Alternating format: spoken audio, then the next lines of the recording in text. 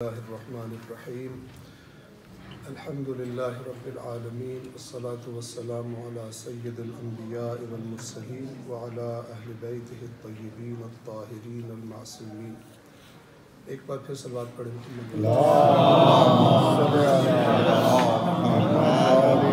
محمد. آپ سب کو اس درس قرآن کے پہلے سیشن میں خوش آمدید کہتے ہیں. اللہ کی آخری کتاب قرآن مجید، اس کے ساتھ اپنے تعلق کو بہتر بنانا اور اس کتاب کے ذریعے دین کو، اسلام کو سمجھنے کی، دیکھنے کی کوشش کرنا. اکثر مسلمان ایسا نہیں کرتے، اکثر شیعہ، اکثر اہل سنت ایسا نہیں کرتے. اس پروگرام کا جو مقصد ہے میں اشارہ کر دوں آپ کی خدمت میں، اور یہ بھی عرض کر دوں کہ جب انشاءاللہ یہ لیکچر ختم ہوگا تو جو باتیں بھی اس میں کی جائیں گی، ممکن ہے کہ کچھ باتیں ایسی ہوں کہ جو آپ کو نہیں لگے اور آپ کے ذہن میں سوالات پیدا ہوں، اور سوالات پیدا ہونے چاہیے. میں عرض کیا کرتا ہوں مومنین کی خدمت میں کہ جس دن ہم لوگوں نے یہ روش اپنا لی کہ ہم بغیر سوچے سمجھے کچھ قبول نہیں کریں گے، تو اس دن ہمارا ٹریک سیدھا ہوگا. ورنہ ہم دعویٰ کرتے ہیں دنیا کے سامنے کہ اللہ نے ہمیں زندگی گزارنے کا بہترین آئین دیا، قانون دیا، لیکن دعوے کی دوسری طرف ہم یہ دیکھتے ہیں کہ دنیا کی قوموں میں مسلمانوں کی کیا حالت ہے. یا تو دین میں خرابی ہے یا ہمارے اندر خرابی ہے. ہماری نظروں میں ایک بہت بڑی اور بنیادی ترین خرابی اللہ کی کتاب سے دوری ہے. قیامت کے دن قرآن مجید نے خود بیان فرمایا کہ اللہ کا رسول، وہ رسول کے جس کی شفاعت کے ہم منتظر ہیں، وہ اپنی قوم کی اسی قرآن کے بارے میں شکایت کرے گا کہ میری قوم جو دنیا میں خراب ہو گئی اور دنیا میں رسوا ہو گئی، اس کی وجہ یہ تھی کہ یہ اللہ کی کتاب سے، اے اللہ تیرے اس قرآن سے دور تھے.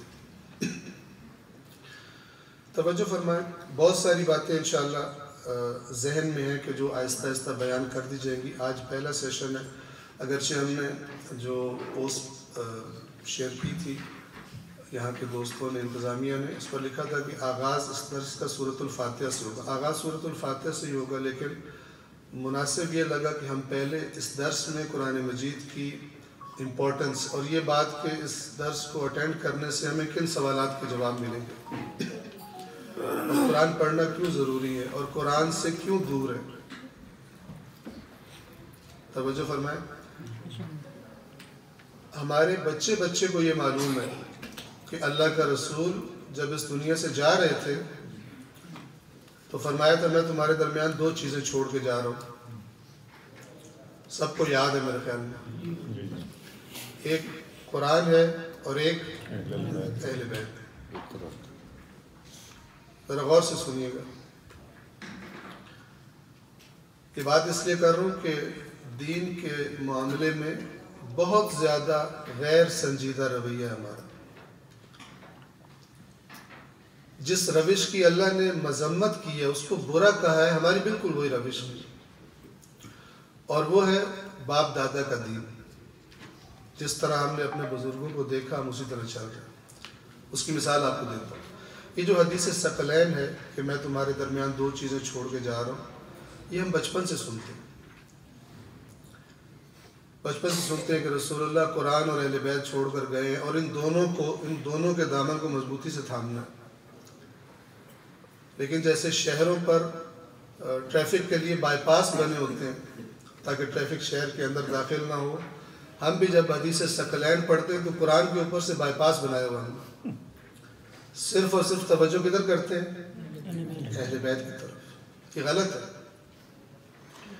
اہل بیت کی طرف توجہ بالکل صحیح ہے، لیکن اللہ کے رسول نے 2 چیزیں کہی. ایک چیز کافی نہیں ہے. قرآن کو بائی پاس کر جاتے ہیں دوسروں کو ٹارگٹ کرنے کے لیے کہ کیونکہ تم نے اہل بیت کو چھوڑ دیا تمہاری حالت خراب ہے، تم صراط مستقیم پر نہیں. لیکن اگر وہ پلٹ کے سوال کرے کہ تم قرآن سے کتنا اٹیچ ہو، تو جو جواب ہے وہ ہم سب اپنے بارے میں اچھی طرح جانتے ہیں. ایک سوال شاید آپ نے سنا ہو، وہ میں جہاں بھی جاتا ہوں پہلی دفعہ جہاں بھی درس کا موقع ملتا ہے ان کی خدمت میں، مومنین کی خدمت میں عرض کرتا ہوں. کامن سینس کی بات ہے، لیکن دین کے بارے میں بعض اوقات ہم کامن سینس سے بھی کام نہیں لیتے. وہ سوال شاید آپ نے سنا ہوگا کہ اگر کوئی ایسا شخص کہ جو مسلمان نہیں ہے اس کے ساتھ آپ کی دوستی ہو اور وہ آپ سے کہے کہ مجھے تمہارے دین میں دلچسپی ہے، مجھے کوئی کتاب دو جس سے میں اسلام کو اسٹڈی کر سکوں، جس کو پڑھ کے مجھے پتہ چلے اسلام کیا چیز ہے، لیکن ایسی کتاب ہو کہ جس پر سب مسلمانوں کا اتفاق ہو. کیونکہ جب سے مجھے اسلام سے دلچسپی ہوئی ہے مجھے یہ بھی پتہ لگ گیا کہ تم تو کئی گروپس میں، کئی پارٹیوں میں تقسیم ہو. مجھے اسلام کی ایسی کتاب دو کہ جس پر سب کا اتفاق ہو. تو آپ کون سی کتاب دیں گے؟ قرآن. کوئی اور کتاب نہیں. مسلمانوں نے اتنی محنت کی ہے، کوئی کامن چیز نہیں چھوڑی، کوئی کامن کتاب نہیں چھوڑی. ٹھیک ہے، ایک کتاب ہے جس کا نام کیا ہے؟ قرآن. آپ اسے قرآن دیتے ہیں، وہ آپ کا شکریہ ادا کرتا ہے، لیکن آپ سے ایک اور سوال کرتا ہے، اور وہ سوال اس کا یہ ہوتا ہے کہ جو کتاب مجھے دے رہے ہو اسلام پڑھنے کے لیے، تم نے بھی اسلام اسی میں سے پڑھا ہے؟ تو آپ کیا جواب دیں گے؟ جی نہیں پڑھا. یہ مذاق، یہ جوک، یہ حماقت ہے. اس درس میں ہم بہت سارے سوالوں کے جواب انشاءاللہ دیں گے آپ کو. جو سوال آپ کے ذہن میں یاد رکھیے گا، بعد میں آپ کو ٹائم دیا جائے گا، آپ حتماً سوال پوچھیں. آپ نے ایک بات سنی ہوگی کہ قرآن مجید اہل بیت کے بغیر سمجھ میں نہیں آتا. اس کا کیا مطلب ہے؟ اس کا ایک مطلب صحیح ہے اور ایک مطلب اس کا بالکل غلط ہے. غلط مطلب کون سا ہے؟ کہ اگر حدیث اہل بیت ہو تو نہ ہو تو قرآن سے کچھ سمجھ میں نہیں آتا. یہ گمراہی ہے، اور یہ نظریہ سبب ہے کہ لوگ قرآن سے دور ہو گئے. ہمارے معاشرے میں قرآن نظر، ہماری زندگیوں میں قرآن نظر نہیں آتا. اس کو پڑھنا رائج نہیں ہے. ہم دعاؤں کی کتابیں پڑھیں گے، ہم وظائف پڑھیں گے، ہم فلان پڑھیں گے، جو سب سے اوپر جس کا درجہ ہے وہ نہیں پڑھیں گے. کچھ چیزیں آپ کے سامنے رکھتا ہوں، آپ غور کیجئے گا. قرآن مجید اسلام کی امپورٹنٹ ترین کتاب ہے، معتبر ترین کتاب ہے اسلام کی، لیکن اس سے اسلام سیکھنے کا رواج نہیں. رسول اللہ کے بعد ہماری فیورٹ، پسندیدہ ترین پرسنالٹی مولا علی ہے.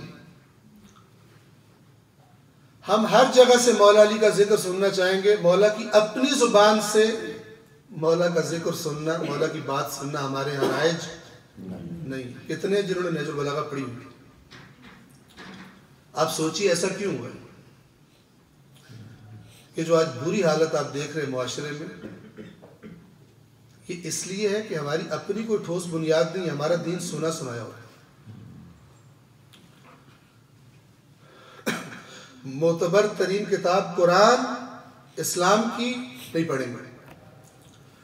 مولا کی معرفت کی بہترین کتاب نہج البلاغہ نہیں پڑھیں گے. تیسرے نمبر پر محرم اور سفر میں اور پورا سال امام سجاد کو یاد کریں گے، گریہ کریں گے، ان کے مصائب پڑھیں گے. امام سجاد نے جو ہمارے لیے میراث چھوڑی ہے وہ نہیں پڑھیں گے. امام کی صحیفہ سجادیہ، صحیفہ کاملہ وہ نہیں پڑھیں گے، سب کچھ کریں گے، روئیں گے، پیٹیں گے، ان کے نام پہ نیازیں دیں گے، لیکن ان کی کتاب نہیں پڑھیں گے۔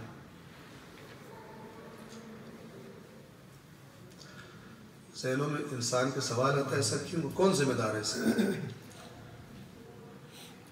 اگر آپ کے لیے سخت بات نہ ہو، بعض ایسی چیزیں کہ جن کی سند، جن کا یہ ثابت ہونا کہ ائمہ سے آئی ہیں، وہ ثابت نہیں ہے لیکن رائج بہت ہے، اور وہ چیزیں کہ جو سند کے اعتبار سے، معتبر ہونے کے اعتبار سے بہت ہیوی ہیں، بہت بھاری ہیں، وہ رائج نہیں ہے۔ سوچنے کی بات ہے کہ ایسا کیوں؟ ایک سلوات پڑھیے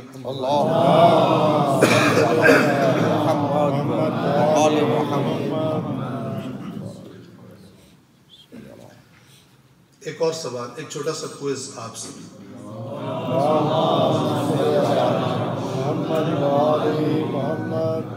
دو سوال آپ سے کروں گا، دونوں کے دو جواب ہیں، ایک جواب صحیح ہے، ایک جواب غلط ہے۔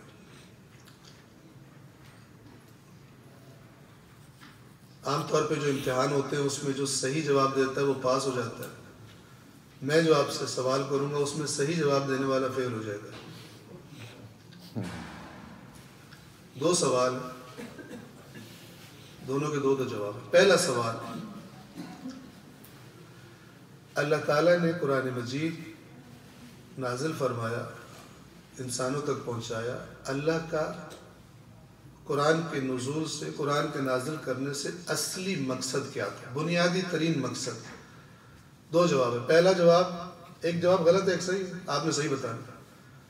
اس سوال کا پہلا جواب یہ کہ اللہ نے قرآن نازل کیا، اصل مقصد تھا انسانوں کی ہدایت، کہ انسان اس کو پڑھ کے ہدایت لے۔ اور دوسرا جواب یہ کہ اللہ کا اصلی مقصد یہ تھا کہ انسان اس کو پڑھ کے ثواب لے۔ صحیح جواب کون سا ہے؟ جی کوئی ہے جو کہے کہ اصلی مقصد ثواب لینا ہے؟ ٹھیک ہے، پہلا جواب آپ کا بالکل صحیح ہے، آدھے فیل ہو گیا۔ دوسرا سوال، ہمارے معاشرے میں جب عام طور پہ ہم قرآن کو کھولتے ہیں، ماہ رمضان میں کھولتے ہیں یا اور جگہوں پہ، جب بھی ہم جب قرآن کھول کے اس کی تلاوت کرتے ہیں تو ہمارا مقصد، ہماری نیت کیا ہوتی ہے؟ نمبر 1 اس کو پڑھ کے اسلام سیکھنا اور ہدایت لینا، یا نمبر 2 جواب اس کو پڑھ کے ثواب لینا؟ ثواب لینا۔ میں کہا کرتا ہوں کہ جس قوم کی رائے اللہ سے ہی نہ ملتی ہو اس کا کیا اثر ہے؟ جس قوم کی رائے، دیکھیں کسی مولانا سے اختلاف کرنا کوئی مسئلہ نہیں، کسی پروفیسر سے اختلاف کرنا، ٹھیک ہے، کوئی مسئلہ نہیں، اللہ سے اختلاف، اور وہ بھی جانتے بوجھتے ہوئے، یہ جانتے ہوئے کہ خداوند عالم نے اس کتاب کو ہماری ہدایت کے لیے دیا ہے، اس کے باوجود آپ خود کہہ رہے ہیں۔ اس لیے میں نے کہا جو صحیح جواب دے گا فیل ہے، جو غلط جواب دے گا وہ جھوٹ بول رہا ہے، اور جو صحیح جواب دے گا وہ فیل ہے، دونوں صورتوں میں فیل ہے، اس لیے کہ ہمارا عمل اس بات کی گواہی دے رہا ہے۔ آپ توجہ فرما رہے ہیں۔ ایک آیت ہے سورۃ البقرہ، آیت نمبر 121۔ میری خواہش ہوگی انشاءاللہ کہ نیکسٹ ٹائم جب آپ تشریف لائیں، اگر تو یہیں پہ ارینج ہو سکے تو بہت بہتر ہے، قرآن مجید آپ کے ہاتھ میں ہو، یا آپ کے پاس آپ کے موبائل میں جو آیات پڑھی جائے وہ آپ کے سامنے کھلی ہو، ٹرانسلیشن بھی آپ کے سامنے ہو، کہ اگر میں اوپر نیچے کروں تو آپ کو پتہ چلے کہ یہ ٹھیک نہیں کر رہا۔ بالکل یہ نہ سمجھے کہ جو بات میں کر رہا ہوں صحیح ہے۔ انسان کا وہ دین اسٹرانگ ہوتا ہے جس کو وہ شعوری طور پہ قبول کرتا ہے، سمجھ کے قبول کرتا ہے، ورنہ آج مجھ سے بہتر آپ جانتے ہوں گے کہ بہت سارے تعلیمی اداروں میں ایسی باتیں کی جاتی ہیں کہ آپ کے ہمارے بچے بے دین ہو رہے ہیں، ایتھیزم کی طرف راغب ہو رہے ہیں۔ کیوں؟ کیونکہ آپ نے جو دین ان کو بتایا وہ باپ دادا والا دین ہے، وہ عقلی اور شعوری دین نہیں ہے۔ اس پر جب کوئی ٹیکنیکل بندہ آ کے ضرب لگاتا ہے، وار کرتا ہے، تو وہ آگے سے اس وار کو برداشت نہیں کر سکتا۔ اور خاص طور پہ باہر بھی ایسا کہ جو اس کا کوئی ٹیچر کر رہا ہو، جس کے پاس اس کو ہر روز جانا ہے، اور اگر بچہ ہم سے آ کے سوال کرے تو ہم آگے صرف اس کو ڈانٹ پلائیں، کیسی بے دینوں والی کافروں والی باتیں کر رہے ہو. اس ڈانٹ سے ہم اس کو اور کافر کر رہے ہیں، اس ڈانٹ سے ہم اس کو اور خدا سے دور کر رہے ہیں. ایک پہلے ظلم کیا کہ اس کو شعوری طور پر دین نہیں سکھایا، اور اب دوسرا ظلم اپنے غیر منطقی غیر عاقلانہ رویے سے یہ کر رہے ہیں کہ ایسی حرکت کر رہے ہیں کہ وہ اور دین سے بھاگ جائے، ہمارے سامنے نہ بھی بولے لیکن ایکچولی اندر سے وہ بے دین ہو جائے گا. یہ سورۃ البقرہ کی آیت نمبر 121 ہے، یہ آپ کے سامنے پڑھوں گا، اور اس کے بعد اس آیت کی وضاحت میں، جسے ہم تفسیر کہتے ہیں، ایک فرمان معصوم آپ کو سناؤں گا. آپ دیکھیے کہ وہ کیا کہتے ہیں اور ہم کہاں پہ کھڑے ہوئے. ہم صرف اہل بیت کی ان باتوں کو سننے کے عادی ہیں جن کو ہم فضائل کہتے ہیں. ہم داد دینے کے عادی ہیں، ہم واہ واہ کرنے کے عادی ہیں، ہم ان سے ذمہ داری لینے کے عادی نہیں ہیں. یہ بہت بڑا دھوکہ ہے جس کا ہم شکار ہیں. اللہ تعالیٰ بالکل ایسے جنت نہیں دے گا جس طرح آپ سنتے رہتے ہیں، جس نے یہ کر لیا اس پہ جنت واجب ہوگی، چونکہ یہ آدھا سچ ہے. جنہوں نے یہ بتایا جس نے یہ کیا اس پہ جنت واجب ہوگی، انہوں نے یہ بتایا جو یہ نہیں کرے گا جہنم میں جائے گا، یا جو یہ کرے گا جہنم میں جائے گا، وہ نہیں بتایا جاتا.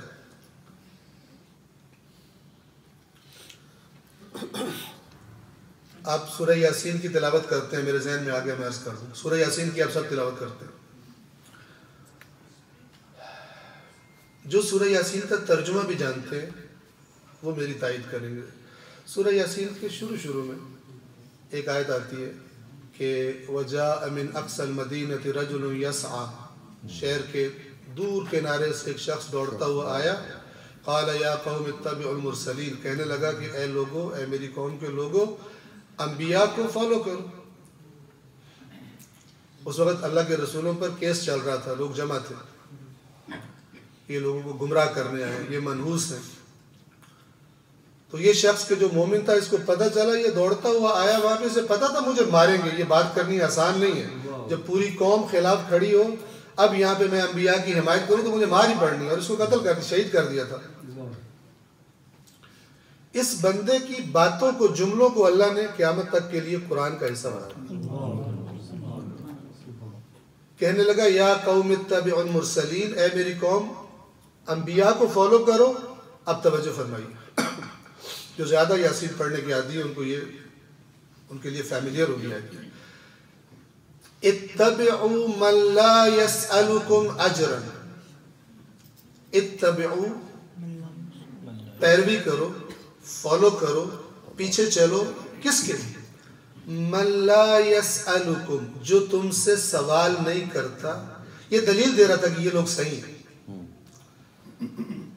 میں کیوں کہہ رہا ہوں مرسلین کی پیروی کرو، ان کی پیروی کرو؟ اس لیے کہ یہ کیا کرتے ہیں، اس کو فالو کرو جو تم سے دین بتانے کا، لا یسألکم اجرا، تم سے اجر نہیں مانگتا.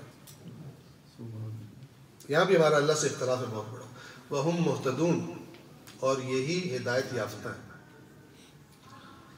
اب ذرا آپ انشاءاللہ صحیح جواب ہی دیں گے. آپ مجھے بتائیے کہ اللہ تعالیٰ کیا فرما رہے ہیں کہ دین اس سے لیا جائے کہ جو دین بتانے کے لیے مانگتا نہیں. آپ ذرا ایمانداری سے بتائیے کہ ہماری قوم زیادہ تر دین کن سے لیتی ہے، جو مانگتے ہیں ان سے یا جو نہیں مانگتے؟ جی، یہاں بھی اللہ سے اختلاف ہے. تو ہم کس دنیا میں رہ رہے ہیں؟ جو خدا کی بتائے، خدا کے سجیسٹ کیے ہوئے راستے سے ہٹ کے چل رہے ہیں، وہ کس جنت میں رہ رہے ہیں؟ اس وقت پورے پاکستان میں جتنے مسلک ہیں، سب سے زیادہ پیسہ کس ممبر پہ ملتا ہے؟ جی، یعنی سب سے زیادہ اس قرآن کی آیت کی ہم نافرمانی کر رہے ہیں. پتہ نہیں کتنا ثواب سورہ یاسین پڑھنے سے ملتا ہے. اگر ہم اسی آیت کے میسج کو پامال کر رہے ہیں، ہمیں یہ خدا ہمیں سجیسٹ کر رہے ہیں کہ دین کس سے لو، ہم کہتے ہیں نہیں. توجہ فرما رہے ہیں؟ اب دیکھیے سورۃ البقرہ آیت نمبر 121 الذین آتیناہم الکتاب، وہ لوگ جن کو ہم نے کتاب دی ہے، یتلونہ، اس کی تلاوت کرتے ہیں، حق تلاوتہ، جیسے تلاوت کرنے کا حق، اولئک یؤمنون بہ، بار بار میں ریپیٹ کرتا ہوں، غور سے سنیے گا۔ خداوند عالم جن کو اس نے اپنی کتاب دی ہے ان کے بارے میں بتا رہا کہ جن کو ہم نے کتاب دی ہے، بیسیکلی یہ آیت بنی اسرائیل کے بارے میں، یہ پہلے سے پارے کی آیت ہے سورۃ البقرہ کی، اور یہ بنی اسرائیل کے بارے میں ان کو اللہ کہہ رہے ہیں کہ تم جو حرکتیں کر رہے ہو دین کے نام پہ، دین کو تحریف کر کے، عوام تورات سے کٹ چکے ہیں، عوام تورات سے کٹ گئے ہیں، تو ان کے جو دین فروش علماء ہیں، دین بیچ کر کھانے والے، پیسے کھانے والے جو علماء ہیں، انہوں نے تورات میں تحریف کر دی، ان کو پتہ ہی نہیں، چونکہ یہ تورات سے کٹ گئے۔ آج بھی ایسے ہے، جو قرآن سے کٹا ہوا ہے، میں ایک آیت پڑھوں اپنے پاس سے ترجمہ کر دوں، آپ کو کیا پتا؟ اور اگر میں سریلا بھی ہوں تو آپ کو بالکل پتہ نہیں چلے گا، اگر میں شعر میں بتاؤں آپ کو تو آپ کو بالکل پتہ نہیں چلے گا، کیونکہ ہمیں شعر میں دین سننے کا زیادہ مزہ آتا ہے نثر سے۔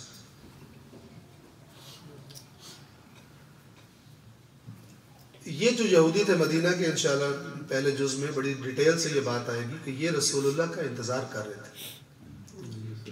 یہ مدینہ کیسے آباد ہوا تھا؟ یثرب، اس جگہ پہ کوئی آبادی نہیں تھی۔ یہ جو یہودی تھے ان کو بتایا گیا تھا، ان کو پتا تھا کہ اللہ کا آخری رسول اس سرزمین پر آئے گا۔ یہ فلسطین سے، شام سے اپنا وطن چھوڑ کر ہجرت کر کے ڈھونڈتے آئے تھے، اور جو نشانیاں ان کو بتائی گئی تھی ان نشانیوں کے مطابق یہ پھر یہاں پر آباد ہوئے، تاکہ یہاں پہ اللہ کے آخری رسول نے آنا ہے اور ہم اس پر ایمان لائیں گے، کیونکہ جو اس پر ایمان لائے گا وہ سب سے بہترین امت ہوگی۔ لیکن جب رسول اللہ آئے تو یہ سب سے بڑے دشمن تھے، جبکہ پہچانتے بھی تھے۔ کیوں؟ اس لیے کہ جو دین انہوں نے گھڑ لیا تھا اس کا مزاج رسول اللہ والے دین سے نہیں مل رہا تھا، گھڑا ہوا دین، تحریف شدہ دین۔ وہ تحریف شدہ دین کہاں سے آیا تھا ان کے پاس؟ مال کھانے والے علماء نما افراد سے۔ یہ یاد رکھیے گا، جتنا میں علماء کا نام لوں یہاں پر، مراد علماء سور، علماء حق نہیں، جن پہ قرآن نے تنقید کی۔ بیسیکلی یہ آیت بنی اسرائیل کے بارے میں ہے، ان کو کہا جا رہا ہے، لیکن ہمارے بارے میں بھی بالکل اسی طرح، اس لیے کہ قرآن مجید نے اگر کسی کی مذمت کی ہے اور قرآن کا حصہ بنایا تو کس لیے مذمت کی ہے؟ تاکہ قرآن پڑھنے والا وہ حرکت نہ کرے، اور اگر کسی کی تعریف کی ہے، کسی گزشتہ قوم کے کسی کام کی تعریف کی ہے تو کس لیے اس کو قرآن کا حصہ بنائے؟ تاکہ قرآن پڑھنے والا اس کو اپنائے۔ اس لیے نہیں ہے کہ بندہ کہے او یہودی تو بہت برے تھے، خود وہی حرکتیں کر رہا۔ ٹھیک ہے، جن لوگوں کو ہم نے کتاب دی ہے اس طرح تلاوت کرتے ہیں جس طرح تلاوت کرنے کا حق ہے، اولئک یؤمنون بہ، یہی لوگ ہیں جو اس پر ایمان رکھتے ہیں۔ یعنی یہ نہیں ہے کہ ہمیں اللہ نے قرآن دیا ہم بڑی اچھی قوم ہے، یہ اللہ کو قبول نہیں ہے۔ کب قبول ہے؟ کہ جو میں نے تمہیں نعمت دی ہے اس کی اتنی قدر شناسی بھی کرو۔ جتنی امپورٹنٹ یہ چیز ہے اتنی امپورٹنٹ تم اگر تم دے رہے ہو، پڑھ رہے ہو، اس سے دین سیکھ رہے ہو، تب تم ایمان رکھتے ہو اس پر۔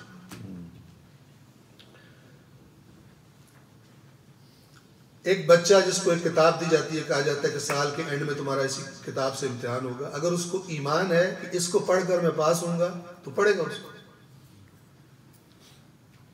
پیرنٹس اس کی ٹیوشن بھی لگوائیں گے، یقینی بنائیں گے اس بات کو کہ جب امتحان کا ٹائم آئے تو یہ کتاب میرے بچے کو آتی ہے۔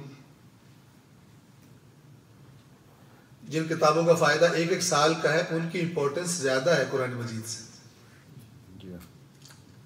قرآن سیکھنے پر کوئی توجہ نہیں دیتے بھی ہیں تو کیا ناظرہ عربی پڑھنی آ جائے بس، اس لیے کہ ہمارے اندر یہ فیلنگ ہی نہیں ہے کہ اس کو سمجھنے سے ہمیں فائدہ ہو. فیلنگ ہی، جس کو فیلنگ ہوتی ہے وہ کرتا ہے. اگر ایک چھوٹے بچے کو ماں جب وہ آہستہ آہستہ بولنا شروع کرتا ہے، اس کی ماں جائے بازار میں اور کسی بک شاپ سے وہ پہلا جو قاعدہ ہوتا ہے انگلش کا، ٹھیک ہے، وہ لے کر آئے جس پر اے ایپل اور آگے فوٹو بنی ہوتی ہے. تو وہ چھوٹے بچے کیسے پڑھاتی ہے؟ اے، وہ بولتا ہے اے، وہ کہتی ہے ایپل، بچہ کہتا ہے ایپل. تو پھر جس کی زبان انگلش نہیں ہے اس کی ماں سے کیا کہتی ہے؟ ایپل یعنی سیب. کیوں کہتی ہے ایسے؟ اسے پتہ ہے کہ جب تک اسے ایپل کا میننگ پتہ نہیں ہوگا یہ پڑھنا اس کو فائدہ نہیں دے گا. Common sense. اور اس کو میننگ آنا چاہیے تاکہ یہ زبان اس کو زندگی میں فائدہ دے، یہ زبان اس کو سمجھ آئے. اس زبان میں بہت ساری باتیں ہیں جو اس کو بینیفٹ کریں گی دنیا کی زندگی میں. تو زبان بغیر میننگ کے تو کیا زبان؟ ہم لوگ اتنی اے بی سی والے قاعدہ جو ہوتا ہے پہلا، اتنی امپورٹنس میں قرآن کے لیے قائم نہیں. حاضرہ پڑھایا بچے کو، قرآن پڑھنا بھی پڑھنی ہے. ہمارے بچے نے قرآن ختم کر لیا ماشاءاللہ، فنکشن ہو رہا ہے گھر میں. بچے سے پوچھو کوئی چیز پتہ ہے کیا لکھا ہو؟ کچھ پتہ نہیں. بچے کے ابا سے پوچھو اسے بھی کچھ پتہ نہیں. بچے کی اماں سے پوچھو اسے بھی کچھ پتہ نہیں. یہ غلط ہے. خدا کی نظروں میں جن کو کتاب دی گئی ہے اس کی حق کے تلاوت کرتے ہیں، وہ ایمان رکھتے ہیں اس پر. اور پھر خدا نے فرمایا وَمَن يَكْفُرْ بِهِ فَأُولَٰئِكَ هُمُ الْخَاسِرُونَ. جس نے کفر کیا، میں کفر کا میننگ بتاؤں گا انشاءاللہ دوران درس، آج نہ بھی ہو سکتا انشاءاللہ، بہت ساری باتیں آئندہ درسوں کے لیے. کفر کا وہ معنی ہی نہیں ہے جو ہمارے ذہنوں میں تصور ہے. ہم کیا سمجھتے ہیں کہ ہمارے شناختی کارڈ میں نادرہ کے پاس کیونکہ مسلم لکھا ہوا ہے لہذا مسلمان، اور جو مسلمان نہیں ہے وہ غیر مسلم، جو غیر مسلم ہے وہ کافر ہے. قرآن مجید میں یوں نہیں ہے. قرآن مجید میں اللہ کی بات جان بوجھ کے نہ ماننے والا کافر ہے. کفر یعنی جان بوجھ کے بات نہ ماننا. بہت سارے کانسیپٹس ایسے ہوں گے کہ جو آپ دیکھیں گے کہ جو قرآن مجید کہہ رہا ہے ہمارا وہ کانسیپٹ ہی نہیں ہے. ہم قرآن مجید کے بارے میں اسی ٹریک پر چل رہے ہیں نسل در نسل، جس ٹریک پہ یہودی چلے تھے تورات کے بارے میں. اسی لیے اللہ کا رسول قیامت کے دن شکایت کرے گا انہوں نے قرآن چھوڑ دیا تھا. وَمَن يَكْفُرْ بِهِ فَأُولَٰئِكَ هُمُ الْخَاسِرُونَ. جنہوں نے قرآن کا جان بوجھ کے انکار کیا، میں کفر کا ٹرانسلیشن کیا کر رہا ہوں، جان بوجھ کے انکار کیا یعنی نہیں تلاوت کی، نہیں سمجھے اس سے. تلاوت کا میننگ بھی سن لیجئے. ایک ہوتا ہے عربی کا لفظ تلاوت، ایک ہوتا ہے قرات. دونوں ہم نے سنے ہوئے. قرات ہے پڑھنا، تلاوت کا معنی ہے پیچھے پیچھے چلنا، یعنی ایسا پڑھنا جس میں فالو کرنا بھی ہو. جو بات پڑھی ہے اس کو فالو کرنا، اسے کہتے ہیں تلاوت. ایسے تلاوت کرتے ہیں جیسے تلاوت کرنے کا حق ہے، یہ اس پر ایمان رکھتے ہیں. جیسے کوئی بچہ بہت اچھی طرح امتحان کی تیاری کرے اور اس کے بعد ٹاپ کرے تو کیا کہا جاتا ہے؟ اس نے ایسا پڑھا کتاب جیسے پڑھنے کا حق تھا. قرآن بھی یہ کہہ رہا ہے، ایسے پڑھتے ہیں جیسے پڑھنے کا حق تھا. یہ اس پر ایمان رکھتے ہیں، اور جس نے اس بات کا انکار کیا وہ خسارہ اٹھائے. اب دیکھیے اس آیت کے نیچے اس کی یہ جو کہا گیا یتلونہ حق تلاوتہ، تلاوت کرتے ہیں ایسے جیسے تلاوت کرنے کا حق ہے. اس کا معنی امام نے بیان کیا ہے، امام جعفر صادق علیہ السلام.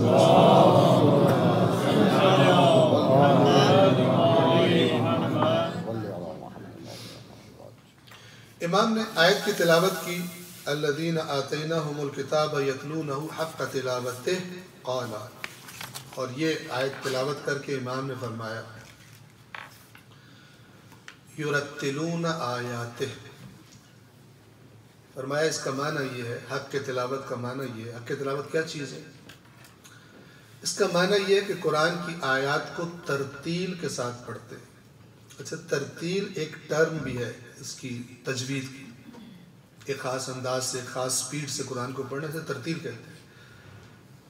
لیکن جو قرآن مجید کے اندر آیا سورۃ المزمل میں وَرَتِّلِ الْقُرْآنَ تَرْتِيلًا، قرآن کو ترتیل کے ساتھ پڑھیے، وہ یہ نہیں ہے جو ٹرم ہے، جو اصطلاح ہے۔ ترتیل یعنی اس طرح آہستہ آہستہ پڑھنا کہ معنی اچھی طرح سمجھ میں آئے،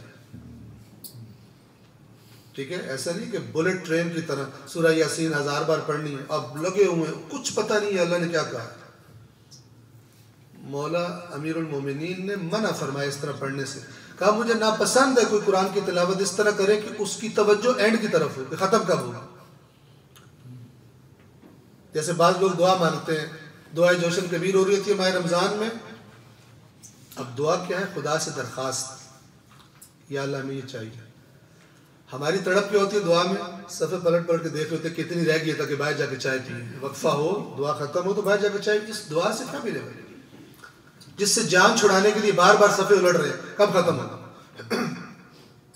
100 بار یاسین پڑھو، 1000 بار یاسین پڑھو، یہ ورد کرو، وہ ورد کرو،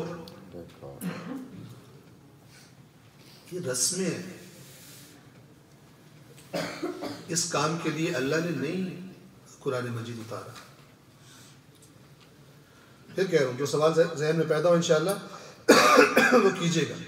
یرتلون آیات، یہ آپ کی تلاوت کیا ہے؟ نمبر 1 اس طرح پڑھتے ہیں کہ اچھی طرح سمجھ سکے کہ کہا کیا گیا، اور وَيَتَفَقَّهُونَ بِهِ، اور اس طرح پڑھنے سے پھر اچھی گہری سمجھ، تفقہ یعنی اچھی انڈرسٹینڈنگ، اچھی سمجھ پیدا کرتے ہیں، اور جب سمجھ پیدا کر لیتے ہیں پھر نتیجہ کیا نکلتا ہے؟ تیسری چیز وَيَعْمَلُونَ بِأَحْكَامِهِ، پھر جو قرآن کے حکم ہے اس پر عمل کرتے ہیں۔ یہ آپ کی تلاوت ہم کرتے ہیں۔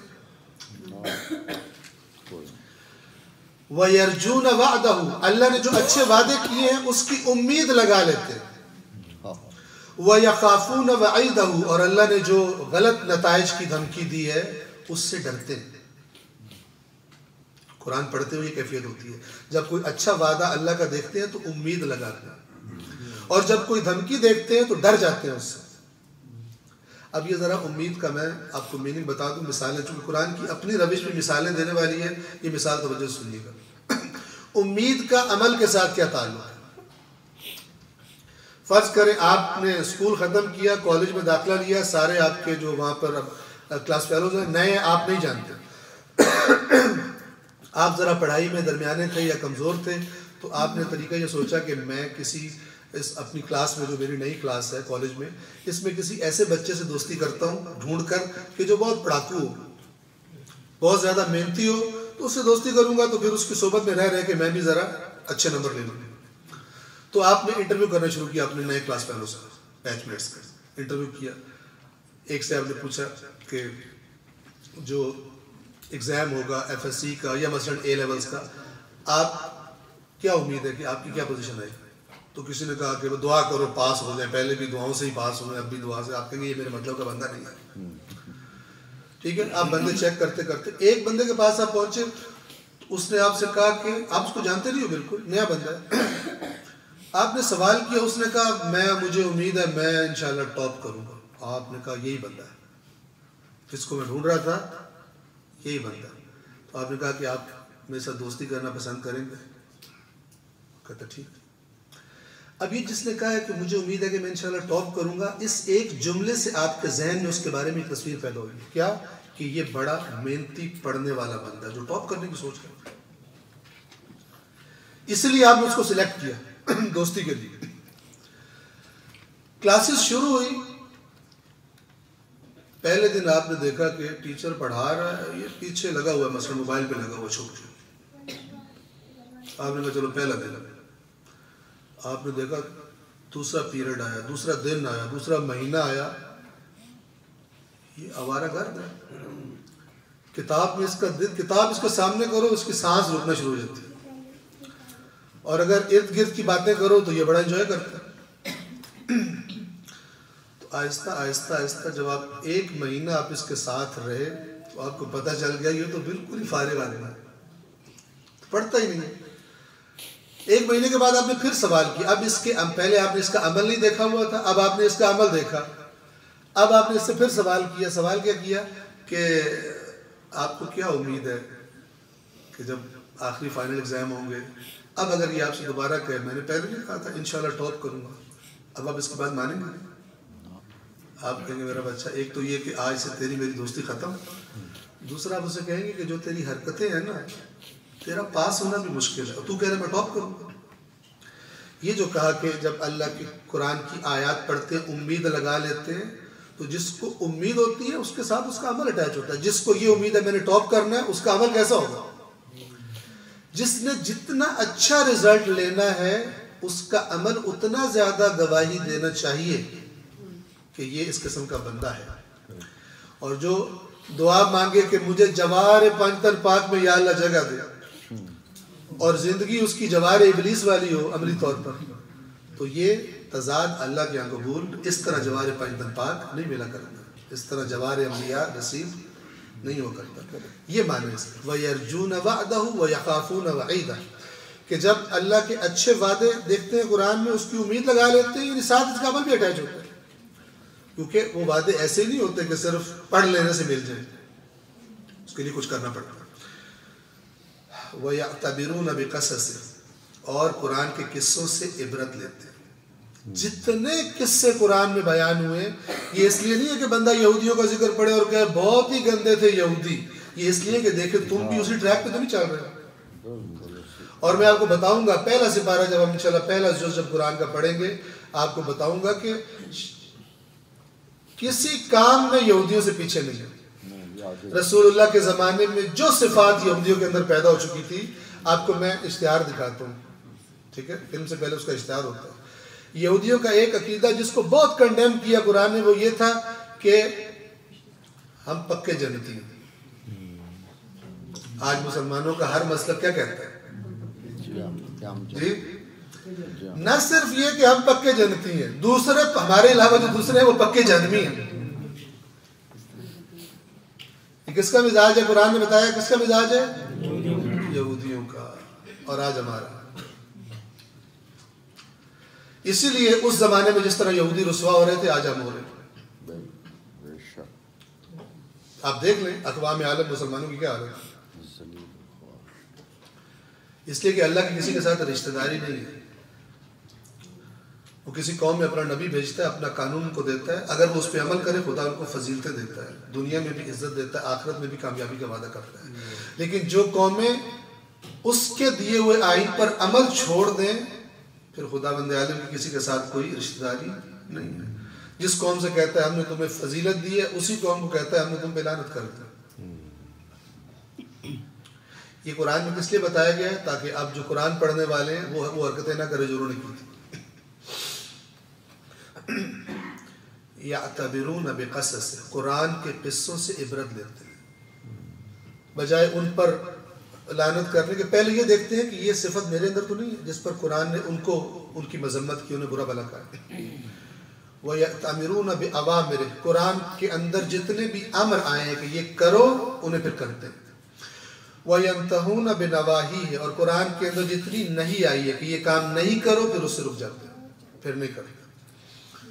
اب دیکھیے یہ بتایا کہ حق کی تلاوت کیا ہے، انشاءاللہ یہ واضح ہے. اب اس حدیث کے اگلے آخری حصے میں امام ایک قسم کھاتے ہیں، قسم کھاتے ہیں تاکہ سننے والے کو اور توجہ ہو جائے کہ بات بڑی امپورٹنٹ ہے. قسم کھا کے کچھ چیزوں کا نام لیتے ہیں اور کہتے ہیں اللہ کی قسم یہ نہیں ہے حق کی تلاوت، یہ کام یہ نہیں ہے حق کی تلاوت جو قرآن میں کہا ہوا ہے. اور آپ دیکھیں گے کہ جن کو امام نے حق کی تلاوت بتایا وہ اب نہیں کرتے قرآن کے ساتھ، اور جن کے بارے میں امام قسم کھا رہے ہیں کہ یہ حق کی تلاوت نہیں ہے وہ ہم کرتے ہیں. اللہ سے بھی اختلاف ہے قرآن کے بارے میں اور اپنے ائمہ سے بھی اختلاف ہے، اس لیے کہ ہم ائمہ کے فضائل سے ہمیں عشق ہے، ائمہ کی تعلیمات سے ہمیں عشق نہیں ہے. کیونکہ ہم سمجھتے ہیں کہ فضائل سننے سے جنت مل جاتی ہے اور تعلیمات سے ہمیں بھی کچھ کرنا پڑے گا، ہمارا کچھ کرنے کا دل نہیں کرتا. فرماتے ہیں ما ہو واللہ نہیں ہے یہ یعنی حق تلاوت، اللہ کی قسم، حفظ آیات قرآن مجید کی آیات کو حفظ کر لینا اللہ کی قسم حق کی تلاوت نہیں ہے فضیلت، کوئی شک نہیں اس میں، ٹھیک ہے، لیکن آپ کو پورا قرآن یاد ہو پھر بھی آپ جھوٹ بولتے ہو مثلا، پھر بھی آپ کو پتہ نہ ہو کہ اللہ نے کیا تصویر پیش کی ہے اس دین کی، کیا مزاج ہے اسلام کا، کیا دین کا مزاج ہے، آپ پورا قرآن رٹ لو، لوگوں کو سنا سنا کے نام کما لو، حق کی تلاوت نہیں۔ ماں کتنے حفاظ تھے جو دشمنان امیر المومنین کے اندر، خوارج میں کتنے حفاظ تھے۔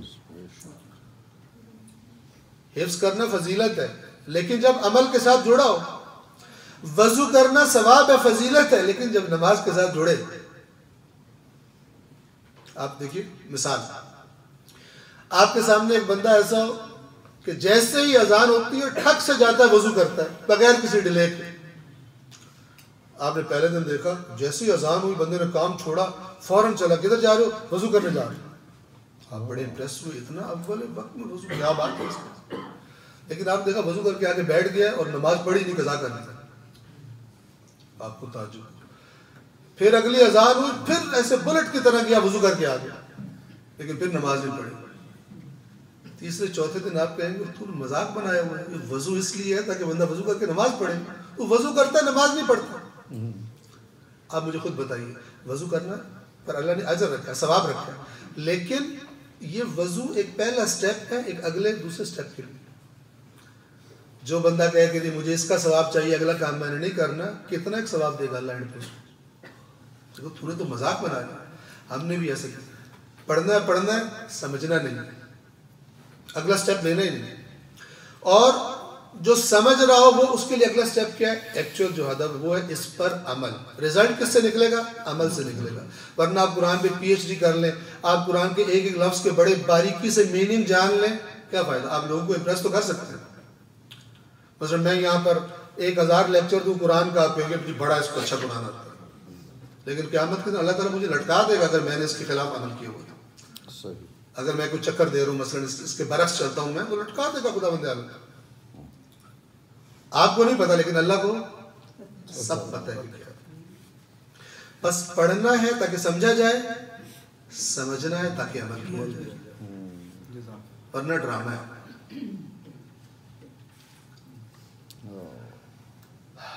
ہم سنتے ہیں، احادیث میں سنتے ہیں، جو اس سورت کو پڑھے گا اس کو اتنا ثواب ملے گا، جو اس سورت کو پڑھے گا وہ یوں پورے صراط سے گزر جائے گا، جو اس سورت سے پڑھے گا اس کو 70 شہیدوں جتنا ثواب ملے گا۔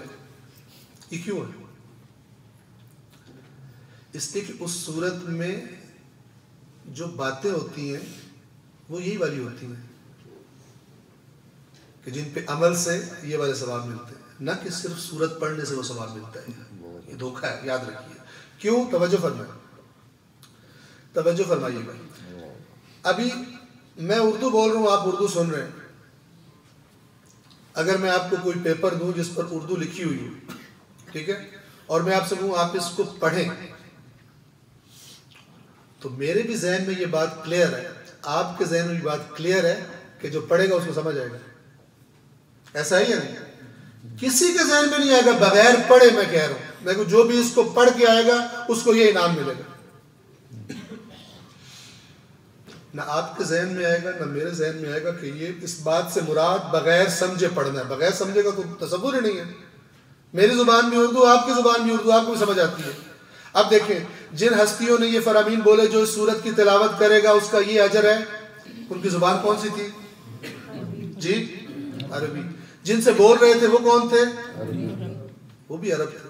تو نہ سمجھنے والی تو بات نہیں تھی، تو ہم نے محنت کی، ہم نے اپنی سستی اور کام چوری کی وجہ سے ہم نے یہ نیا نظریہ نکالا ہے کہ بغیر سمجھے تلاوت کرنے سے ثواب ملے گا، نہیں ملتے۔ ہو سکتا ہے بعض لوگوں کو اس سے پرابلم ہو جائے، لیکن ہو جائے پرابلم اچھا، قیامت کے دن بہتری ہو جائے گی۔ بعض دفعہ جب بیمار کو ٹیکا لگتا ہے اس کو تکلیف ہوتی ہے، ٹھیک ہے، لیکن اس ٹیکے میں برکت ہوتی ہے، اس انجیکشن میں برکت ہوتی ہے، تھوڑی سی تکلیف کے بعد بہت زیادہ آرام اور سکون ہو جاتا ہے بنسبت اس کے کہ بندہ میٹھی میٹھی چیزیں کھاتا رہے اور بیمار سے بیمار پر ہوتا رہے۔ فرمایا ما ہوا واللہ حفظ آیات، اللہ کی قسم یہ حق کے تلاوت قرآن کی آیات کا حفظ کر لینا نہیں ہے، وَدَرْسُ حُرُوفِ، اور قرآن مجید کے حروف کو اچھی طرح پڑھ لینا، ضاد کیسے بنے گا، ضا کیسے ہوگا، صاد کیسے بولا جائے گا، سین اور صاد میں کیا فرق ہو جائے گا، یہ اچھا ہے، آنا چاہیے، لیکن یہ حق کی تلاوت نہیں، حق کی تلاوت شروع ہی سمجھ سے ہوتا ہے، اللہ کا میسج سمجھا جائے۔ وہ آپ نے شاید قصہ سنا ہو کہ ایک ماں نے بڑی محنت سے اپنا بچہ پالا، اس کو بھیجا، اس نے وہ بڑے قرضوں کے نیچے آ گئی تھی، اس نے بھیجا نوکری کے لیے، دوسرے شہر چلا گیا، وہاں سے وہ اس کے لیے کاغذات لکھے ہوئے بھیجتا تھا، وہ ان کاغذوں کو چومتی تھی، بڑی رکھتی تھی، روز صبح چما کرتی تھی، اور بیمار ہوئی، پیسے نہیں تھے، دوائیں نہ لے سکی، بالآخر کرتے کرتے کرتے مر گئی۔ لوگوں نے جب آ کے دیکھا تو وہ چیک تھے کہ جن کے اوپر ہر مہینے وہ رقم بھیجا کرتا تھا، یہ بیچاری چومتی تھی، یہ نہیں پتا تھا کہ یہ کیا ہے۔ ہم میں سے اکثر لوگ یوں چومتے ہیں قرآن کو، یہ بھی پتہ نہیں ہوتا کتنا بڑا چیک ہے، کتنا کچھ خدا کی طرف سے اس کے اندر ہماری رکھا ہے، چومتے ہیں صرف اس کو، استخارے کرتے ہیں اس سے۔ اچھی مسئلہ قرآن استخاروں کے لیے تھوڑی آیا۔ بعض لوگوں کو میں نے دیکھا وہ اپنی تنخواہ لا کے یا اپنی وہ جو دکان یا کاروبار کی کمائی ہوتی ہے اس میں 1000 کا نوٹ رکھ دیتے ہیں، اس کے اندر کسی طرح سے زیادہ ہو جائیں گے پیسے، اس لیے قرآن نازل ہے۔ یہ مذاق ہے قرآن کے ساتھ، بلکہ یہ سزا ہے۔ قرآن کے ساتھ وہ سلوک نہیں کیا جو خدا چاہتا ہے تو یہ سزا ہے، اس قسم کی الٹی سیدھی باتیں کرتے ہیں۔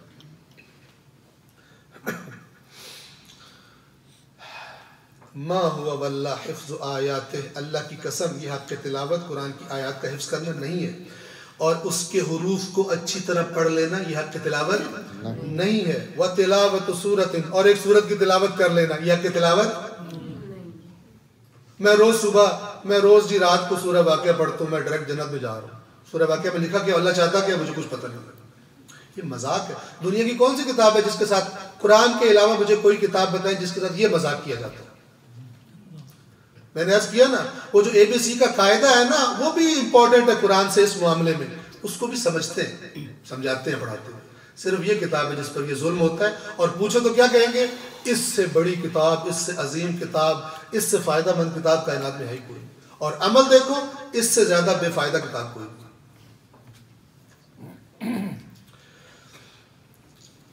امام فرماتے ہیں حفظوا حروفہ واضاءوا حدودہ، انہوں نے قرآن کے حروف تو حفظ کر لیے لیکن قرآن کی حدود کو ضائع کر دیا۔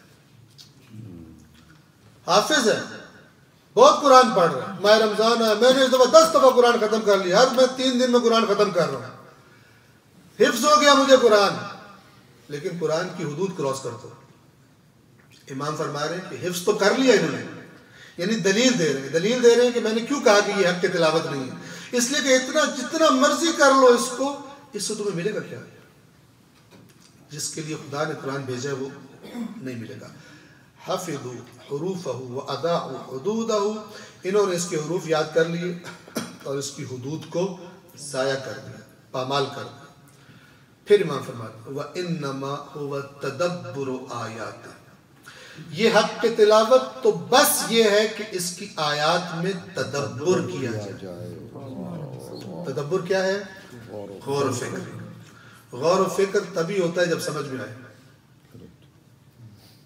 غور و فکر کب ہوگا؟ میں آپ کے سامنے آپ میں پیپر تقسیم کروں، اس پہ چائنیز لکھی ہو، آپ کو چائنیز نہیں آتی، میں کہوں اس میں تدبر کرو، آپ کیا کریں گے؟ آپ کہیں گے اچار ڈالیں، اس کو سمجھ نہیں آتی ہمیں، تدبر کیا کریں اس میں؟ اور یہ تدبر نہ کرنا چھوٹا مسئلہ نہیں، یاد رکھیے۔ قرآن کے لفظوں میں اللہ نے یہ فرمایا کہ جو قرآن میں تدبر نہیں کرتا اس کے دل پہ تالا لگا ہوا۔ افلا یتدبرون القرآن ام علی قلوب اقفالها، تو کیا یہ قرآن میں غور و فکر نہیں کرتے یا ان کے دلوں پر تالے پڑے؟ آپ تصویر بنائیں اللہ کی نظروں میں، یا میں قرآن پہ غور کرتا ہوں اس کی باتوں میں غور و فکر کرتا ہوں. اگر میں نہیں کرتا، خدا میرا خالق کہہ رہا ہے تیرے دل پہ تالا پڑا. اب مجھے آپ بتائیے، ایک بندہ اس آیت کی افلا یتدبرون القرآن ام علی قلوب اقفالها، اس آیت کی روزانہ 1000 کی تسبیح نکالے، لیکن اگر اس کو سمجھے نہیں، اسی کے خلاف چل رہا ہے، اسی کی خلاف ورزی کر رہا ہے. جس کی تسبیح نکال رہا ہے اسی کی بات نہیں مان رہا. قرآن کے ساتھ ہمارا یہ رویہ. فرمایا وَإِنَّمَا هُوَ تَدَبُّرُ آيَاتِ وَالْعَمَلُ بِأَحْكَامِ. حق کے تلاوت یہ ہے کہ اس کے آیات میں غور و فکر کیا جائے اور پھر اس کے احکام پر عمل کیا جائے. نیچرل اس کے احکام پر عمل کیا جائے. اور حدیث تمام کی امام نے پھر ایک آیت پڑھی، یہ سورہ صاد میں آیت ہے. فرمایا قال اللہ تعالی، اللہ نے یہ فرمایا ہے کتاب انزلناہ الیک مبارک. اے رسول، یہ قرآن ایک ایسی کتاب ہے جسے ہم نے آپ کی طرف نازل کیا ہے، مبارکن، بڑی بابرکت ہے. کس نے نازل کیا ہے؟ لیدبروا آیاتہ، تاکہ لوگ اس کی آیات میں تدبر کریں. ولیتذکر اولو الالباب، اور جو صاحبان عقل ہیں، جن کے اندر عقل ہے، وہ اس کی آیات سے نصیحت حاصل کریں. میں آپ کے سامنے یہ جو میں نے آیات پڑھی، ان کا سمپل ٹرانسلیشن کیا ہے. یہ پروپیگنڈا کہ قرآن مجید کو سمجھنا بہت مشکل ہے، یہ شیطانی وسوسہ ہے. توجہ فرما رہے ہیں. آج کا درس ہم یہاں پہ ختم کرتے ہیں. جو آپ کی خدمت میں نکات عرض کرنے تھے، ہماری روش کیا رہے گی اس درس میں؟ ہمارا جو فوکس ہوگا، ہماری جو توجہ کا مرکز ہوگا اس درس میں، وہ کیا بات ہوگی؟ قرآن مجید کا ٹیکسٹ، قرآن مجید